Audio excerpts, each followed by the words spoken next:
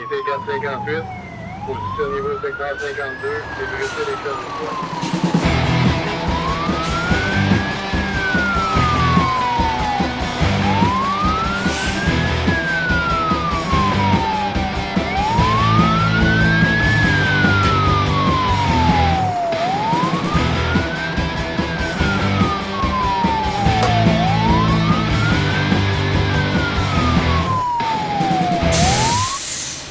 Ça vous prend un guide.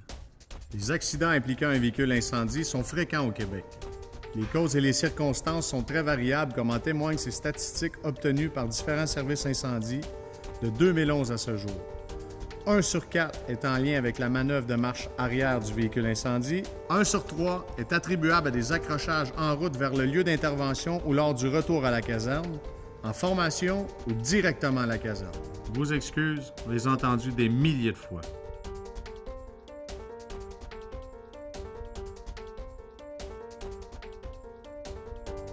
Hey! Plus d'excuses. Ça vous prend un guide. Nous sommes tous conscients que lors du déploiement des effectifs, la curiosité attire les passants ou les voisins à s'approcher des véhicules, contrairement aux camions traditionnels de livraison ou bien de chantier. Souvent, les pompiers n'ont pas eu le temps d'établir un périmètre de sécurité, alors ils doivent composer avec leur présence. Cette réalité terrain exige une vigilance accrue de la part des opérateurs pour assurer la sécurité des pompiers, mais aussi celle du public lors des manœuvres effectuées par les différents véhicules incendies. La manœuvre en marche arrière est une manœuvre complexe et risquée. Un véhicule incendie standard s'étend sur une longueur de 10 à 12 mètres et sur une largeur de 2,5 mètres. Ces angles morts couvrent une superficie de 18 à 20 mètres carrés, donc suffisamment grande pour qu'environ 20 personnes disparaissent de la vue du conducteur. Sans oublier que les angles morts peuvent aussi dissimuler des animaux, des vélos, de l'équipement. Même si ce n'est qu'un court instant, le danger est présent.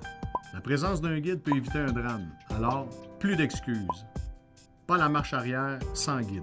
Les nombreux angles morts sur un véhicule incendie, ajoutés à la circulation des pompiers, au stress d'une intervention rapide, à la présence du public, des journalistes, des véhicules d'urgence et des véhicules stationnés, rendent la manœuvre en marche arrière extrêmement complexe.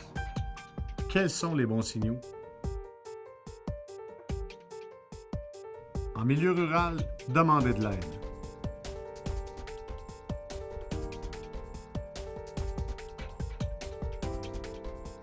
Maintenant, vous le savez, alors plus d'excuses. Le premier camion arrivé sur les lieux peut communiquer aux autres camions les indications pour bien se positionner.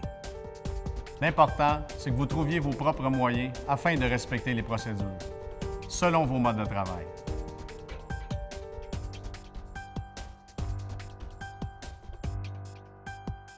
Ça vous prend un guide? Plus d'excuses.